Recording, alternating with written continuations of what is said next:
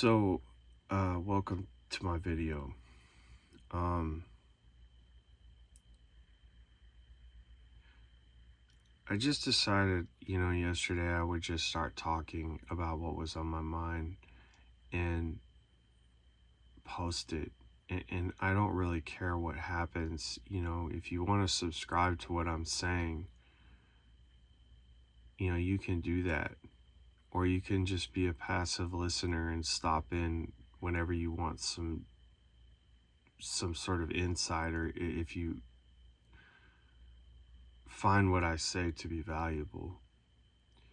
But I posted the video last night at like 2 or 3 in the morning. I don't remember, but I woke up and I saw that the video had like 2 views and somebody had subscribed, which is cool. So I appreciate that. But even if this person didn't subscribe, I'd keep doing it. Because that's kind of the process when you're an artist, right? Like, I'm just putting things out that, I'm trying to use it as a therapy, but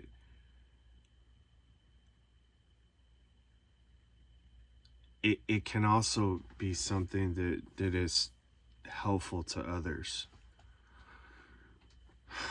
you know, and I feel like I have a lot of wisdom that people could benefit from. And,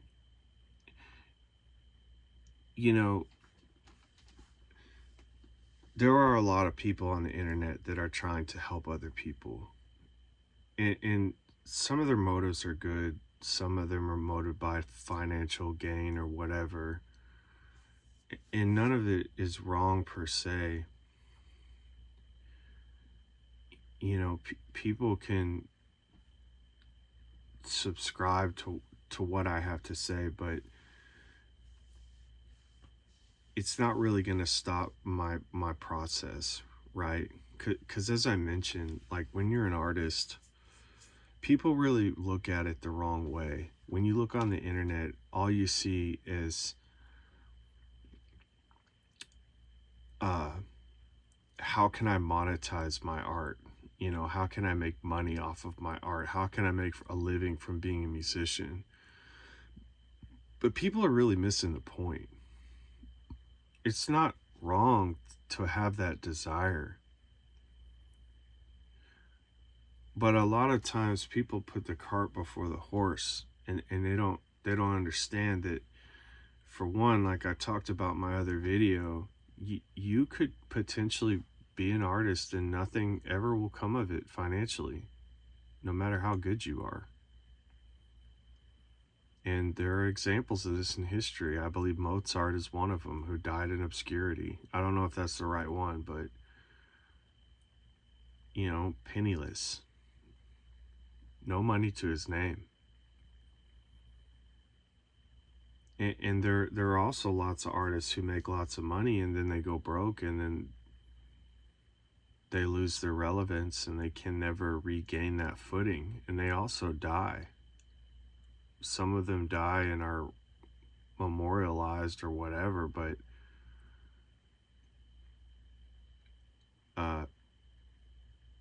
they may have lived the latter years of their life not realizing any sort of financial benefit.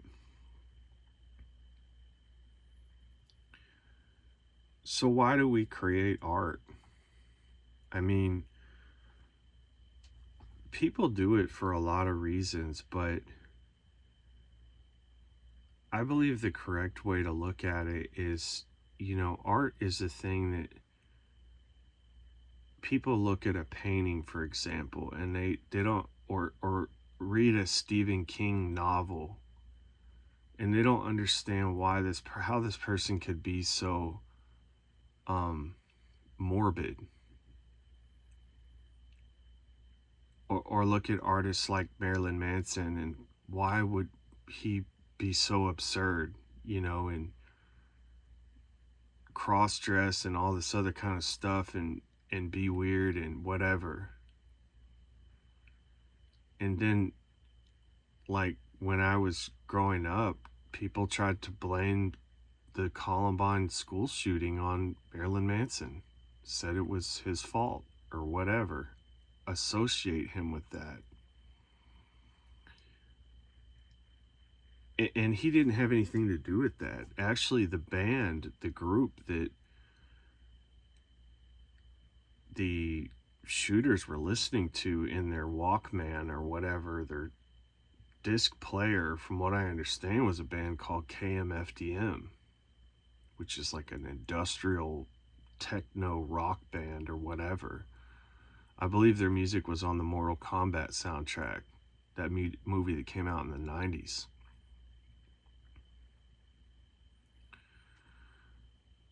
But they targeted Marilyn Manson for whatever reason. And the point is that if you read his autobiography, then you understand why he acts the way that he acts. Okay? People become a product of their environment. And I'm no different. You know, I can't say that I had a bad childhood. There was some dysfunction in my family tree, alcoholism, you know, which I suffered from. And I'm sober now. I've been sober for 5 years, but I thought that I wasn't one of them, but I was. You know, because the environment that I was in said it was okay, and nobody told me no. And then by the time it got brought to my attention by people I cared and trusted, you know, it was already too late. I was fully addicted.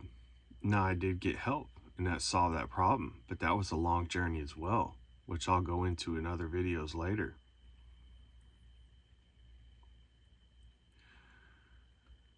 But the point is what I learned all this time, even during the heights of my addiction.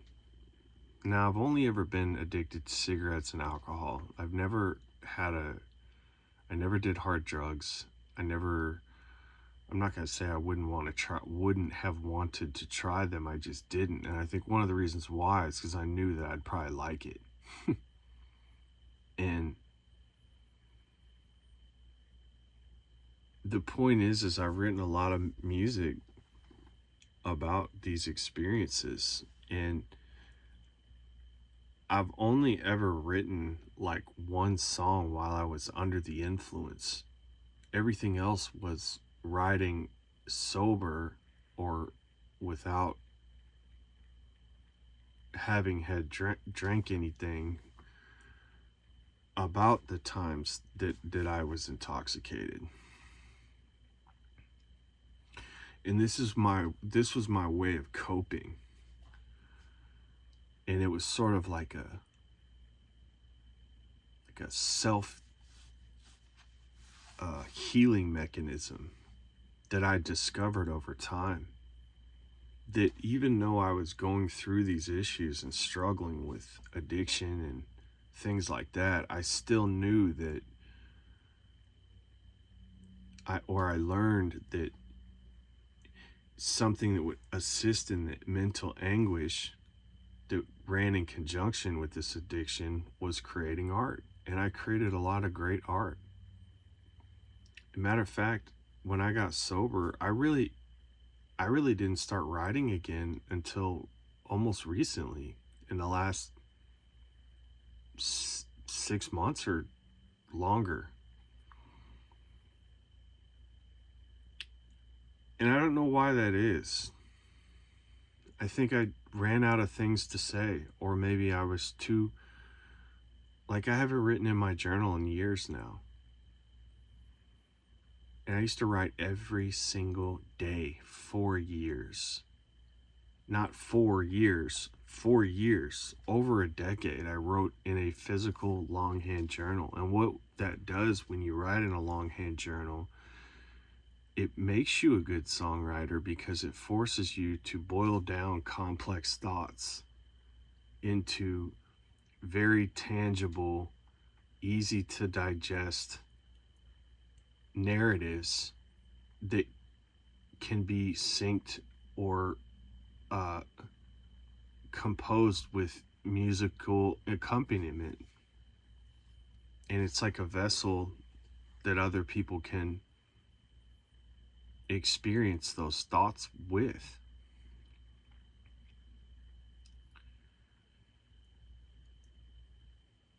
And that was very healing and therapeutic for me. And my material has become healing and therapeutic to others, or provided them entertainment or whatever else. And that never had a financial motive, you know?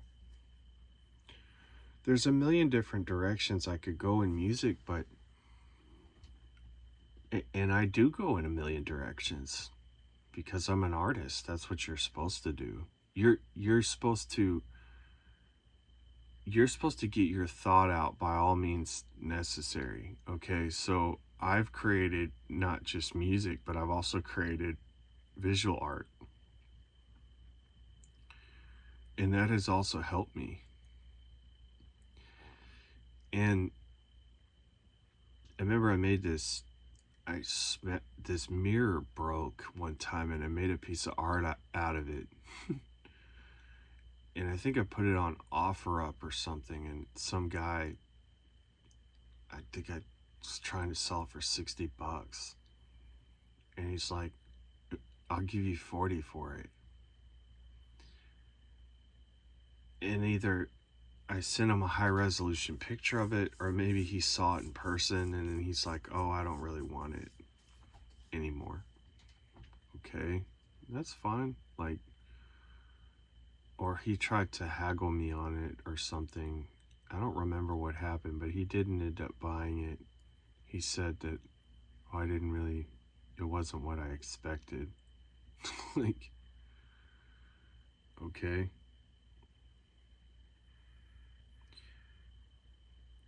And this person was looking for a product, because if he was looking for art, he would have bought it. And when I see a piece of art, if I want it, I'll get it, you know, or maybe I won't because it's too expensive. And it's not because I don't want it. It's just because, you know, I don't have the money. And it doesn't mean I don't appreciate it.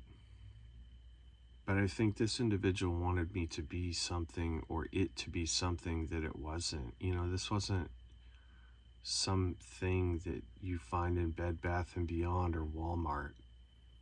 It was made by a person, and you either want it or you don't. And that's why I don't really promote my music to people that aren't already seeking it out. I'm not going to send these YouTube videos to friends and family. If you're watching this video is made for you because you sought out this information. And that's who it's targeted towards.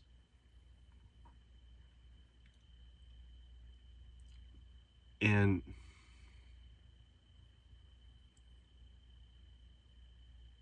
you know, it might grow, it might not. I don't really care.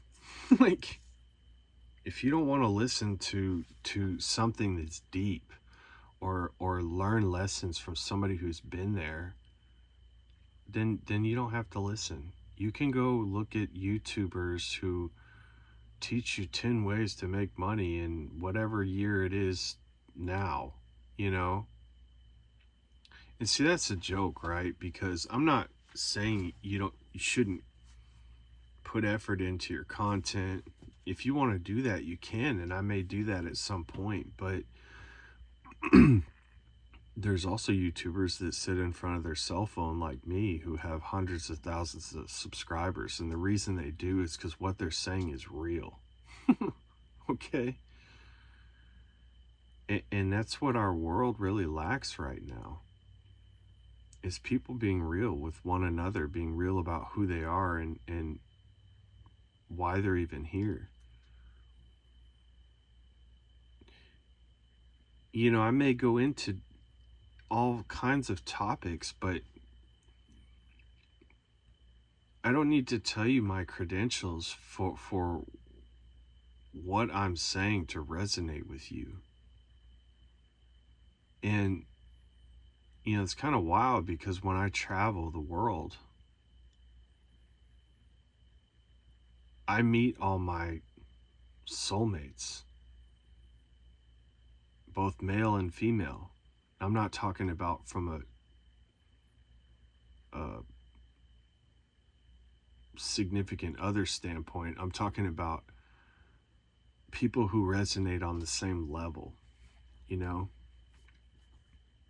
Like I met this guy in Mexico about 6 years ago.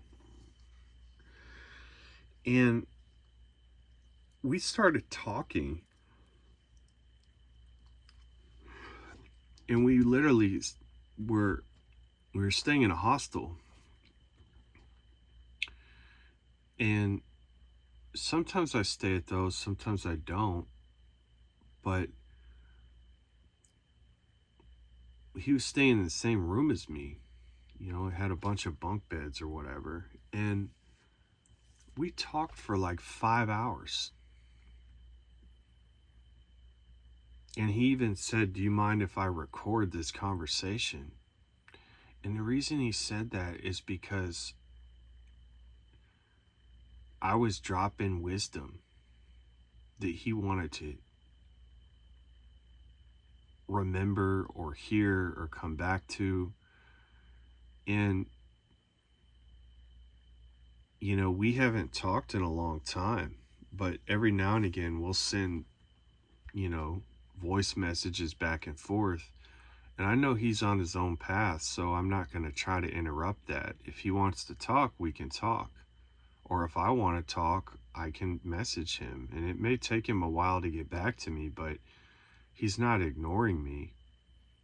He's just waiting for himself to get to that place wherever he's at to where we can, be on the same level again.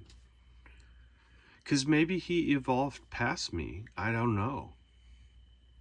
And that does happen in life, It can be unfortunate. And, I was talking to a lady today about, a girl that I really tried to make something work with. And to this day, it does bother me that she don't want to continue it.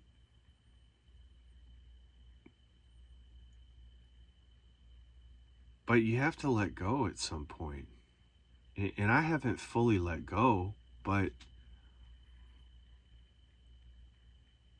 even if for some reason she had a change of heart, I don't even think it would then make sense for me, because you let go. And it can be very difficult when people try to let go and come back. That's a whole nother conversation.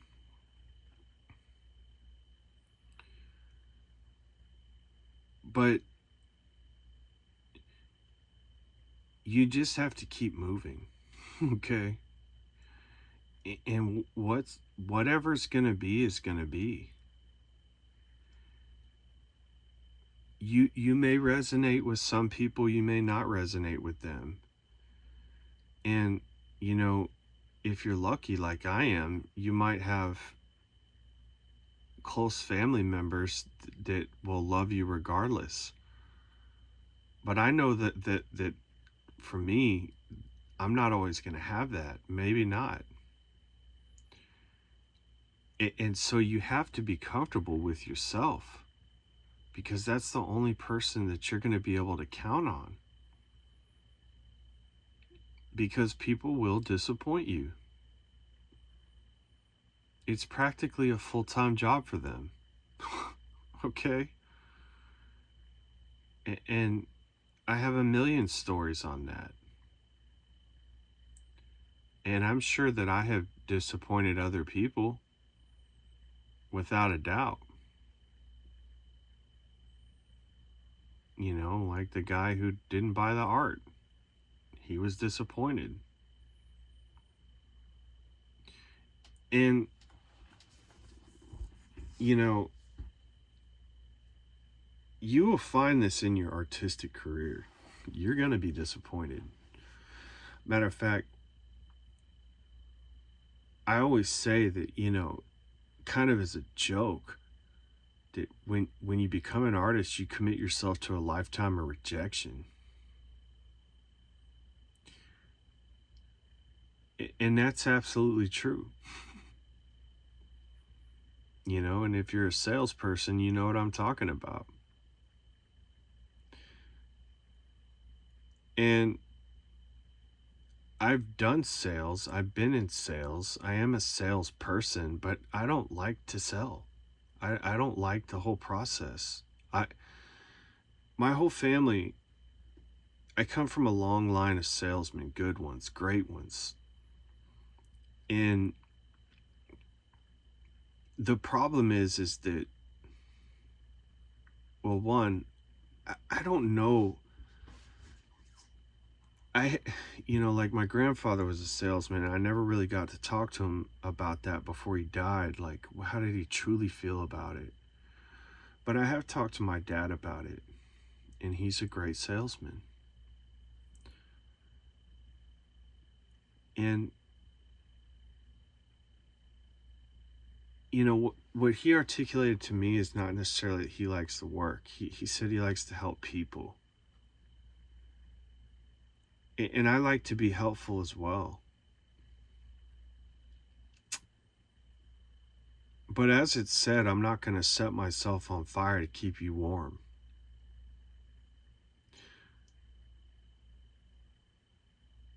And I've also said before that, you know, if my tank's full and overflowing, then I can give to others. But if your tank is not full and you keep sucking all the gas out of my tank to fill you up because you're empty, that's not helping either of us. Because we're eventually going to both run out of gas. And, you know, some people do have an endless amount of love and giving and this and that. And that can also present problems, you know, because you become the source of life for other people, right? So people tend to be attracted to people that do these kinds of things, you know, and you know, I've had relationships, for example, where the other person is taking and taking and taking and taking, and I'm giving and I'm giving, and I can keep giving. But eventually, especially as it relates to a man who is full, what women have a tendency to do is they come to a realization that they keep taking, and it's not depleting your energy supply. Okay, now I talked about how some people can drain you, but I have gotten to a point where people don't necessarily, now this is where it gets thick, this gets complicated, okay? Some people can drain you if you let them, all right? But if you're like me, you just keep producing more energy. You're a never-ending supply of energy. But see, what they want is they want all of your energy. And because they can't take it all for themselves, they become dissatisfied, okay? And I think that's what happened with this girl that I mentioned before. Now, she was a lot younger than me and quite inexperienced. But when she didn't get exactly what she wanted, she would try to manipulate me. And when it didn't work, she had to make a decision. And she chose to leave, you know? Yeah, she left me. But the reason why is because instead of taking this source, okay, and then building herself up with the inspiration that I provided so that she could too provide maybe something to, she didn't need to provide to me, but it would have been nice. I mean, she did, but not enough because obviously it ended. But she could have built herself up, realized how I operated, and become a better person. But she's not interested in doing that. She just wants to take from other people without having to build her own source of power and energy. And see, I have attracted many more people since her. And to my knowledge, she is still single.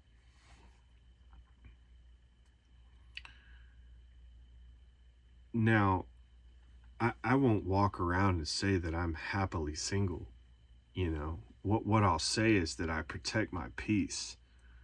And you know, I say that women are kind of like chocolate. You know, it's a nice to have, but it's not a need to have. But if you talk to a lot of women, they need to have chocolate. Okay. There's very few women that do not like sugar or chocolate. And see, that's a differentiation. I do believe that men are more built for solitude and things of that nature than women are. And that's okay because we're different. We are not the same. And, you know, I might go into that another time. So, you know, I guess be sure to subscribe so you can hear my other insights when I get to it. The point is that, you know, if you listen to these words, these are essentially the things that I wish that I knew before.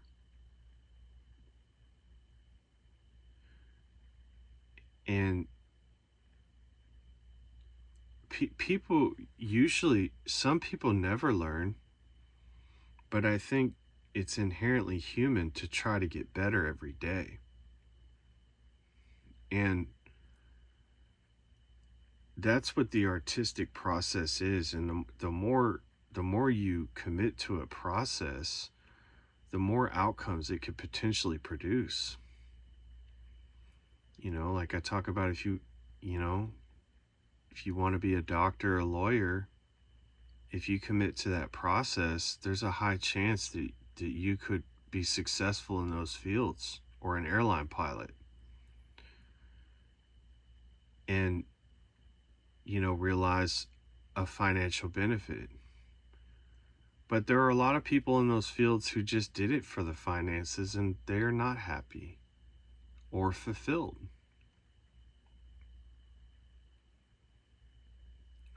So I think that, you know, again, as an artist, I'm operating on a different plane. Yes, it would be amazing to be filthy rich off of my art, but I also live in reality. And reality dictates that I can only control what I can control. I can't control how people respond to me, how they respond to my art, how they respond to my love. But that's not going to stop me from being an artist, okay? And that's the biggest thing, that Whether I like it or not, I'm an artist. And I think we all are artists or have the potential to develop that, but your muscles are never going to get stronger if you're not lifting. I started physical training, about a month ago, and the first workout killed me.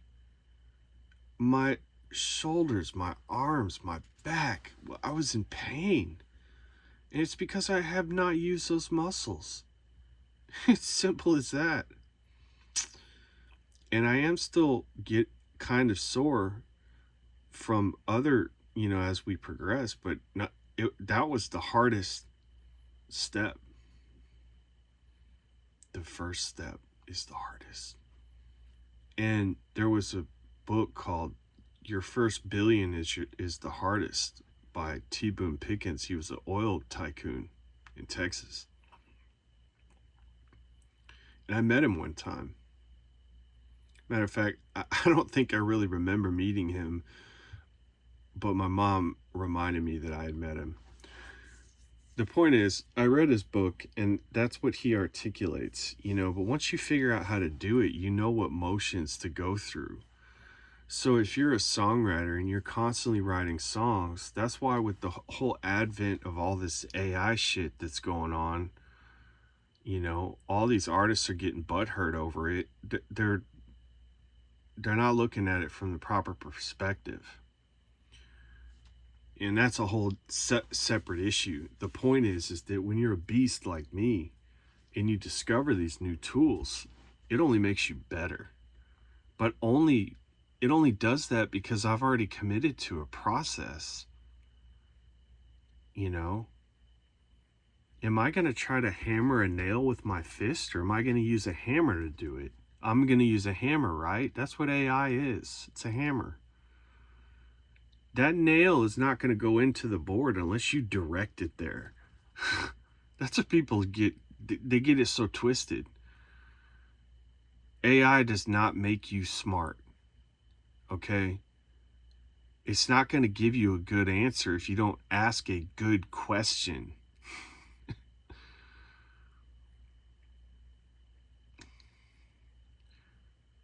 So that's what, and I've gotten in the habit of saying I'd never tell anybody what they should do, but yeah, I'm going to tell you what you should do, because I do know. Because again, this is not about monetizing your music. Because again, I have gone down that path and I have monetized my music in my career. But it's not putting me on the spiritual path that I want to be on. And that's the one I want to be on. And if it produces finances, that's fine. That's great. If it doesn't, then, I'll do what I have to do to stay on my spiritual path. And,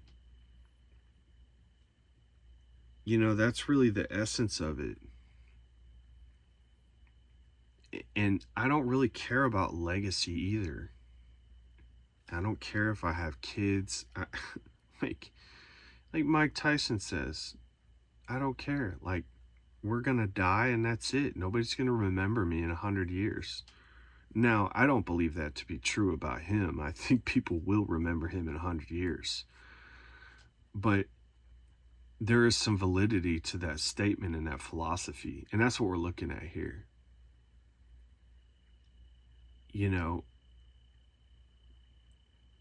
One tiny impact can impact others. And I'm not here to be altruistic.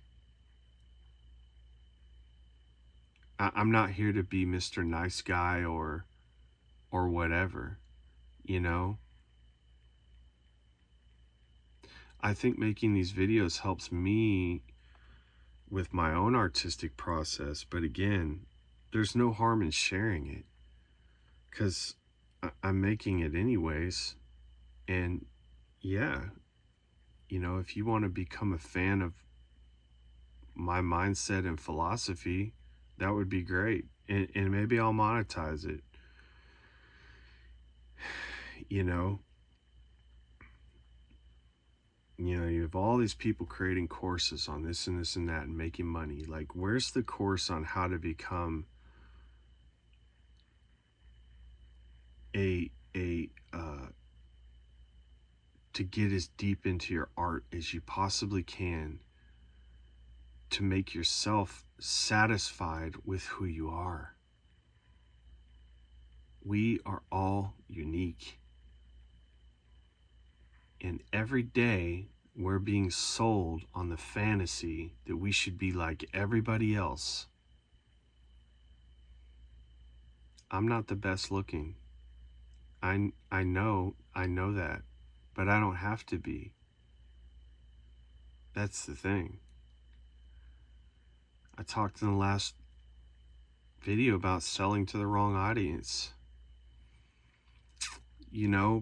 Not everybody is going to be your fan or your friend. And I have met a lot of people in my life. And by nature of doing that, I realized that I'm not always the problem. Yes, I have been the problem in some scenarios, but I'm always trying to get, you can have a friend and create a piece of art, and then that same friend can become your enemy. And I can go a million different directions on that. But what are you loyal to? Are you loyal to these friends, these relationships, or are you loyal to the truth?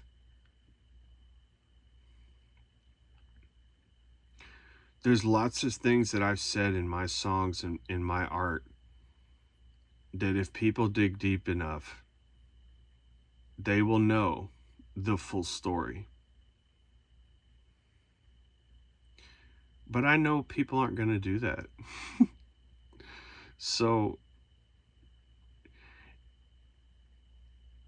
and the reason they don't is because people are predominantly concerned with themselves.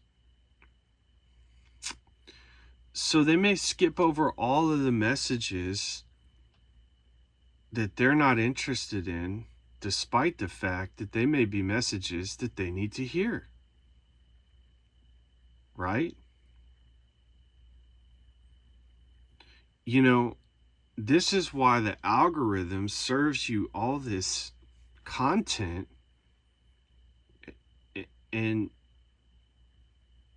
it's a feedback loop. Okay, you watch something on this, I'm going to serve you more material on this, and then if you're not strong-willed enough, that becomes your reality. So when you look at the guys that talk about women on the internet, yes, what they're saying is true. Okay, all these different movements, MGTOW, red pill, black pill, and I listen to a lot of that content because it is true and it's entertaining. But very few of them furnish you solutions to these said problems. And, I don't know if it's art or it's product. I guess it depends on who I'm listening to. And I'm not saying that they shouldn't be doing it or anything. I just told you that I listen to it as well. But, that you can be a partial subscriber or a total subscriber. There are some people that are going to listen to everything you have to say. Those are your super fans. Or the guy that I met at the hostel. We're on the same wavelength. So no matter what comes out of my mouth, he can relate, or he understands, or he won't hold it against me. Those are your true friends. And you don't have to talk to him every day, As long as I know that he's good, I'm good.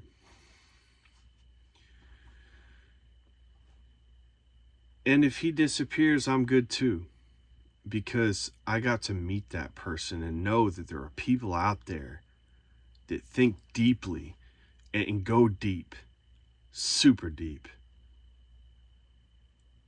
So deep that the whole world around them or around us or whatever, when we're really chopping it up, doesn't exist.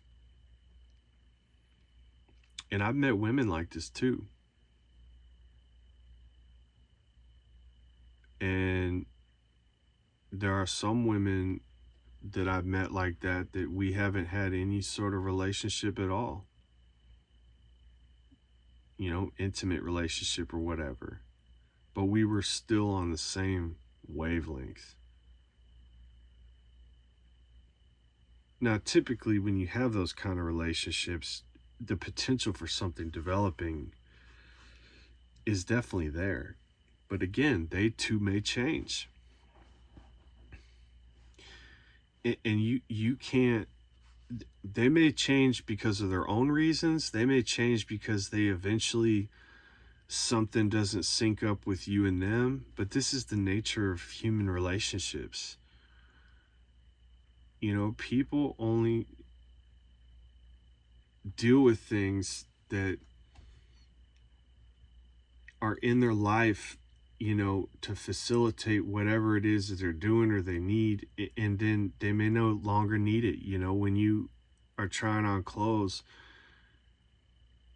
you may eventually grow out of those clothes. Like right now, my gym shorts are falling off because I'm losing weight, gaining more muscle, you know, pushing myself.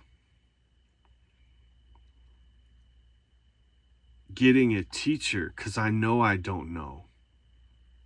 Getting a trainer and paying that trainer what he asks. Because that's the crazy thing. I can't even say that I really particularly like this dude. But I know that he is a master at his craft. And I don't have to like him. You know? And there's a rock band that I'm a fan of that I didn't get a chance to meet him, but it's a long story, but there would have potentially been an opportunity for me to meet him. And then the person told me, you don't want to meet him. And that's okay. I don't need to meet them. They have done enough for me from afar. There's even musicians that I know that I'm like literally their biggest fan and they just despise me. It's a joke. Like, you rub me in all the right ways, proverbially, whatever, and I rub you in all the wrong ways. It's like a one-way street.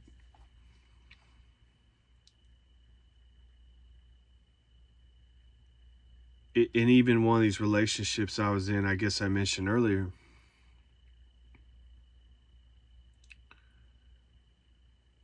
you know, I wrote to this gal a few times and she responded a few times, and then the last few times I wrote to her, she didn't respond, but she read it. And she's read everything I sent her because she wants to hear what I have to say. If you didn't care, you wouldn't read it. But that's another conversation for another day. I think this is a good video. And you know, maybe there's some things in here that you can take away from it. And I want to keep making these videos and talk about real things. You know, there are I'm evolving as well. I'm 40 years old now. I've done a lot of evolution, but I'm not done. And we're never really done. And you know, that's just the essence of being an artist. It's a lifetime commitment. And you don't have to do it if you don't want to. You know, maybe it's not a musician that you want to be. Maybe it's a painter. Maybe it's an architect. Maybe your art is making YouTube videos. All of that is totally valid. Animation, writing.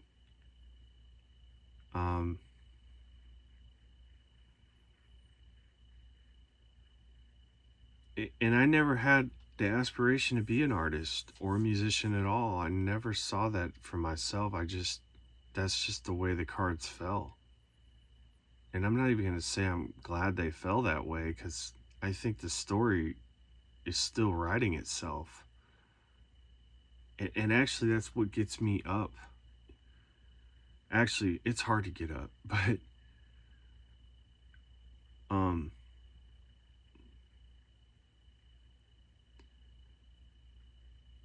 I think I do like the fact that I don't truly know what's going to happen next. Because it gives me some layer of autonomy over my future. And no, I won't be able to control most of the situations I get myself into. But some of them I will. Be able to direct or influence what happens. And I try to not have too many expectations, because I know the world is a disappointing place. And I do get sad, you know. I think there's a thin hum of sadness throughout my life. And I have experienced joy, but it's fleeting. But that's what makes me hungry. Because it's like I mentioned before, like, or maybe I didn't mention it, but like, it's like a drug addict chasing their first high. I want joy, you know? Like any person. But I understand the part of being a human and being on this earth is we are going to be put through things that are painful. But they structure you into a disciplined person. And it's easy to see that when you exercise. Because taking Ozempic or whatever is not the solution. The solution is moving weights, lifting, doing cardio, eating a decent diet full of protein. That's what makes you grow. And getting the right guidance on what to do. So, you know, like I say, monetize. If I were to monetize, or if I created a course like all these alleged gurus do, that's what I would do. I would say, here is a strategy for you to become a refined artist.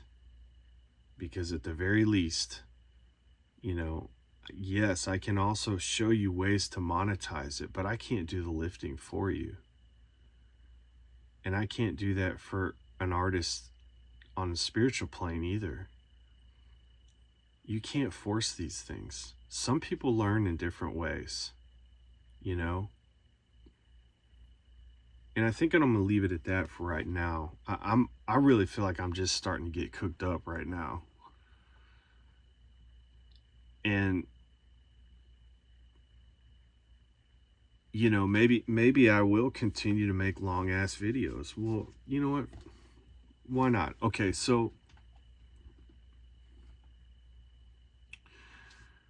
I was on a bus going to Tulum, Mexico.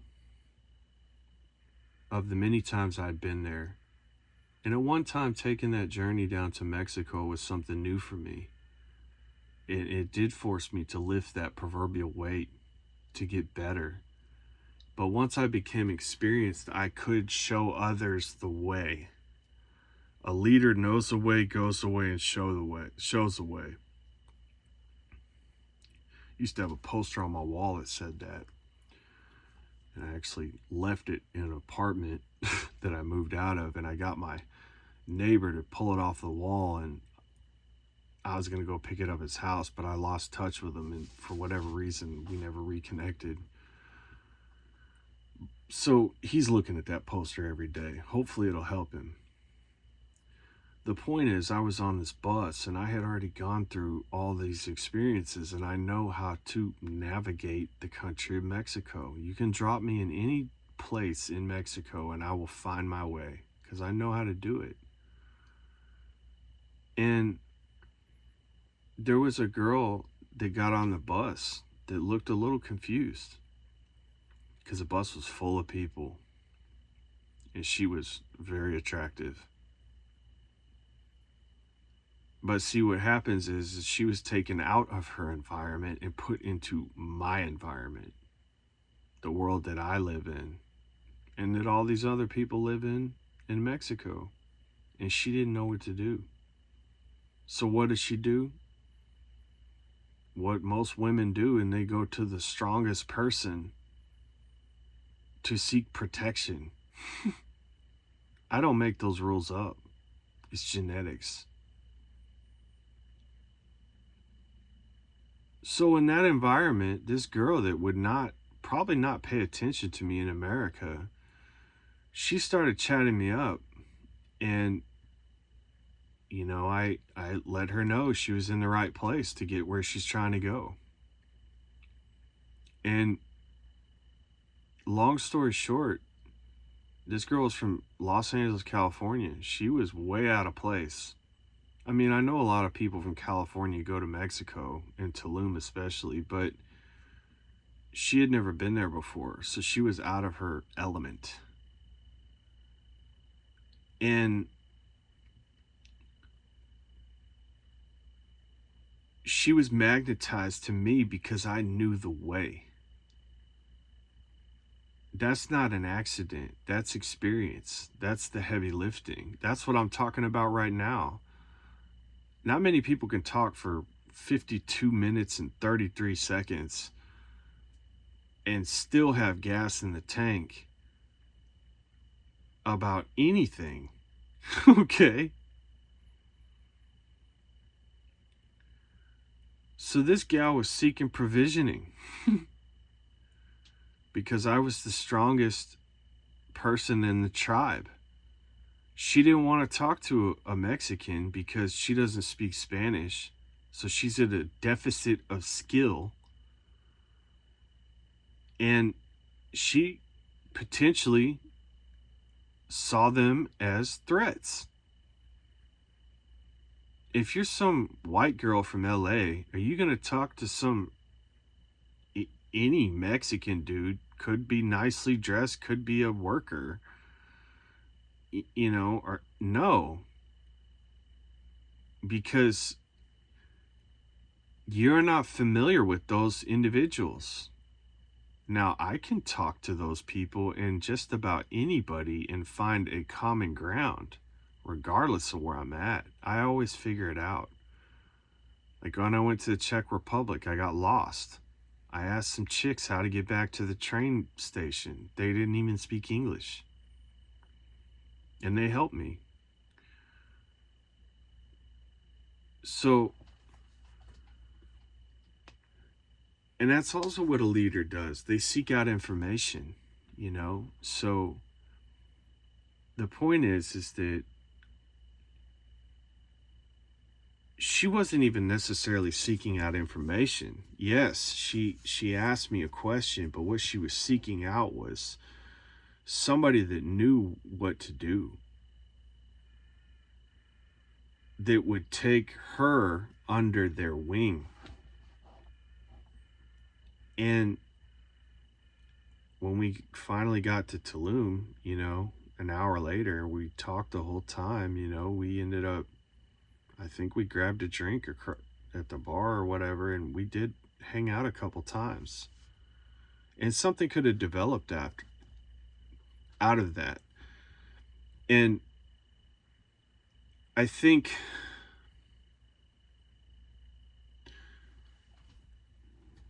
I don't know. I didn't really push it, you know? I kind of just got her to where she needed to be, and then I moved on with what I was doing.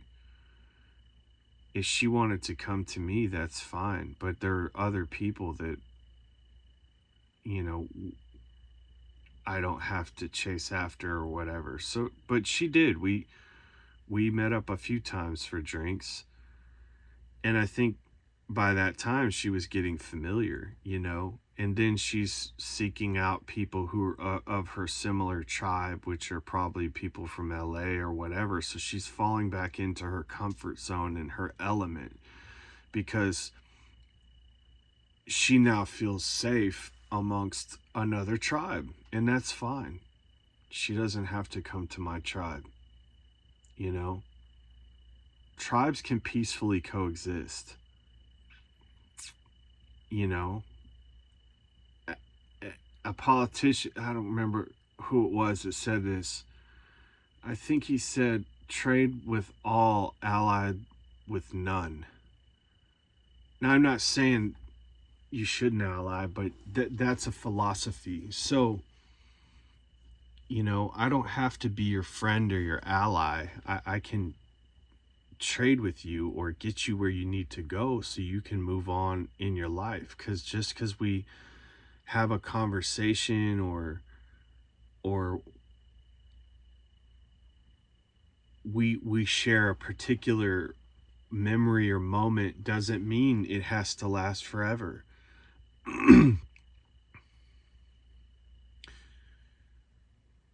You know, I remember I met a girl on a train in Chicago one time, a long time ago. And I got up and gave her my seat. And she said, "You're the nicest person I've met in a long time." She asked for my phone number, so I gave it to her. And I think she gave me her phone number too. And I think I might have called her. This is like, she didn't even have a cell phone. That's how long ago it was. So I called her house phone, and I think her dad answered or something. Like, we were the same age, but she still lived with her family. I think I was in my I think I was like 19 or 20. So 20 years ago. And I just remember well, I don't really remember what I was going into on that, but probably the fact that she also saw something and resonated with what I was putting down. But we never connected, and I just went on about what I was doing. And you know, trying to think of what actually happened with that, but I think maybe I just didn't feel like I was on another plane. I didn't really feel like I needed to chase. I was there for business. I wasn't like trying to, you know, push too hard about picking up chicks, but and sometimes I get in that mood, you know. I'm human, right? Like sometimes we're way more sociable than other times, but that's not always the case. So there's a lot of content here, and you know, I'm just going to keep doing it. So if you like what you hear, just subscribe to the channel, and you know, I'll produce videos whenever I have something to say about whatever. And you know, I'll see you in the next one. So just, it's a process. All life's a process. That's what it is. And you know, processes can potentially produce results. So I read that the bass player for Limp Bizkit, the I guess they call it new metal rock band that I grew up with, he died, and they had an album, I believe it was titled "Results May Vary." So that's basically the essence of it. But you're not going to get any results if you're not putting anything in the system. So keep that in mind, and I'll see you in the next one.